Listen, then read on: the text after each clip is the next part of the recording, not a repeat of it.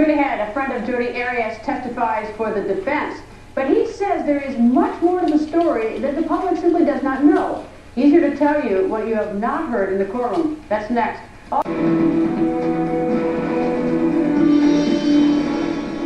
Jodi Arias' lawyers say she killed Travis Alexander in self-defense. One of the first defense witnesses called to the stand, Gus Searcy, a former co-worker and friend of Jodi Arias. He testified that he saw Arias fight with Alexander over the phone just weeks before she killed him. During this phone call we were speaking about, did Miss Arias identify who she was speaking to? Yes. And whom was that? Travis. Travis Alexander? Travis Alexander.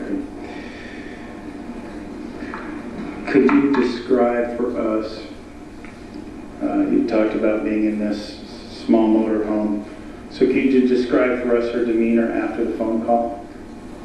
Well, once it got heated, she excused herself, stepped outside. She talked to him for about a half an hour outside, and when she came back in, she was shaking and crying. Okay. Had you seen her act like that before in any of your prior interactions with her? No. Did you ever see Miss Arias get mad at Travis? No. And Gus Searcy joins us. Nice to see you, Gus. Hello? Gus, tell me, how did you know Jodi Arias? I had gone to Arizona to speak at a meeting where they were all at, and after the speaking, I kind of all go out to dinner. And after dinner, I had actually I met them both, Travis and Jodi, at the event. And then after dinner, she approached me to ask me if I would help her improve her business and do better at what she was doing. So, but how long did you know her before Travis was murdered? A little over a year. During that time, did you talk to her often or see her often? We would talk a couple times a week. We'd see each other probably every 2 to 3 months at events somewhere where I was speaking or at conventions or things like that. But we would talk a couple times a week because in order to help her, there was like an accountability, so she had to check in with me so I could see how she was doing and what she was doing and if she was following through with what we talked about. In all the times that you spoke to her, did she ever confide to you that she was either afraid of Travis or that he had been physical with her or hurt her in any way? Yeah, as it started to progress, as we got to know each other better, in order to work with her, you need to learn what's going on with someone. Is it mental, physical, emotional? Why aren't they succeeding? And it started coming out that she was having problems, that she was upset with him, they were breaking up, they were going back together. And at one point it became obvious that he was really more using her than anything else. And then at one point she called me up one day and she was very upset they'd had some kind of a fight and she needed to get away. And I said, well, I happen to be in Las Vegas, I'm about an hour and a half away, why don't you just come there and spend a day or so with me there, let things calm down. Is it though, I'm sort of curious about whether there's any sort of physical interaction, because some guys might be cads and creeps, and some women may just pick a fight, or there may be verbal fights in a bad relationship, and then there's the physical relationship where someone is abusive, afraid of someone. Which category did these relationships did it fall in? What I experienced, what I can testify, what I witnessed was verbal.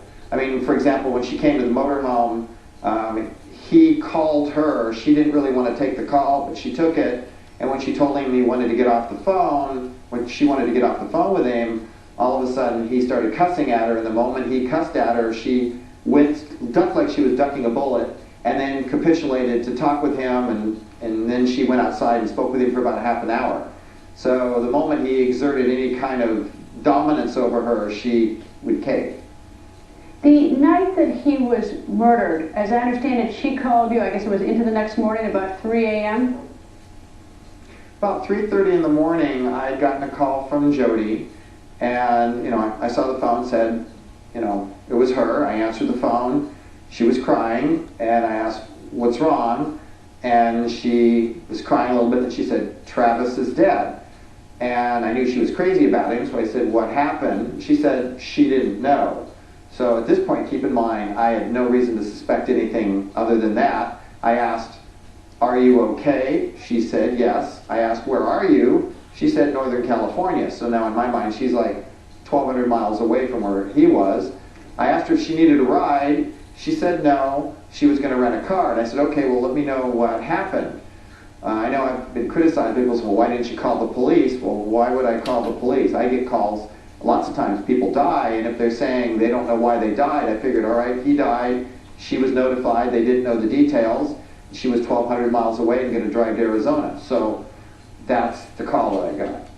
Do you find it now peculiar, so to look back at it, because now that makes the fourth story. The first story being at 3:30 in the morning, she said she didn't know what happened. To the police, she said, for one story, that she wasn't there. To someone else, she said that somebody else did it, and now she's saying self-defense. So we now got 4 stories. Do you find that peculiar? Probably not as peculiar as you might think. Now, by the way, I'm not condoning what happened, by the way, but, you know, somebody has just done something really, really bad. You know, there's a, human experience. You fight or flight, and you're going to try to do what you can do in your mind, whether it's right or wrong, to protect yourself. So, also, I think there was some evidence she wanted to try to protect Travis's reputation, too. She didn't really want a lot of this getting out that's got out. And you believe that? I mean, you know her, but I look at the autopsy report. I don't know her, but I see, he has about 30 knife wounds. He was shot. We got 4 stories from the woman who said it. I mean, it doesn't look particularly like anything else, but it doesn't look like self-defense when you have that many wounds. Now, I'm not saying that it can't be, but it's certainly the odds are against it. I think it's a little of both. I mean, think of it logically. I've heard a lot of talk about the premeditation, but no one's answered this question for me. Let's assume that she had the gun and there wasn't already a gun in the place, like's been alleged. Why wouldn't she, if it was premeditated, when he opened the door, shoot him? Or after they had had sex and he was asleep, shoot him? Why would you get in a fight with a guy that's twice as big as you and twice as strong as you? I actually think what happened is that he did have a temper. Something flared, they started the fight, and once it happened, she just lost it. From all the stuff that's gone on, again, I'm not saying this is, a valid reason for doing it, but why would you get in a fight with a guy that could beat the crap out of you when you could just shoot him when he's sleeping? And that's not what happened. I guess the problem is that when self-defense is, you've got to, if she's the aggressor and she has the gun and the knife, and the way you described it, it doesn't look, that, quote, losing it. Isn't in fear of your safety? Well, I'm not arguing that point. I'm just saying that once it started, I think it got to the point where she just snapped. I can't speak to that, but I know if I was half the size of someone else who was twice as big as me, I wouldn't take them straight on. I would do it, shoot them in the head 2 times, 3 times when they're sleeping or when they open the door, but not get in a direct fight with them. Do you know anybody else who knew Travis, and do you have hear anything about Travis getting violent with anybody else, whether it's an old girlfriend or his buddies or family? Ever hear any other acts of violence? That's one of the big problems with this. On one side, the courts want the truth, but the public doesn't. The public has decided a long time ago, she's a bad person, she needs to die, and the court of public opinion is actually suppressing the truth, because there are people who know more than, if you think about it, she was a reasonably nice looking girl, and until this happened, you're saying she had no friends, there's no one who knew anything? Well, there are people who knew.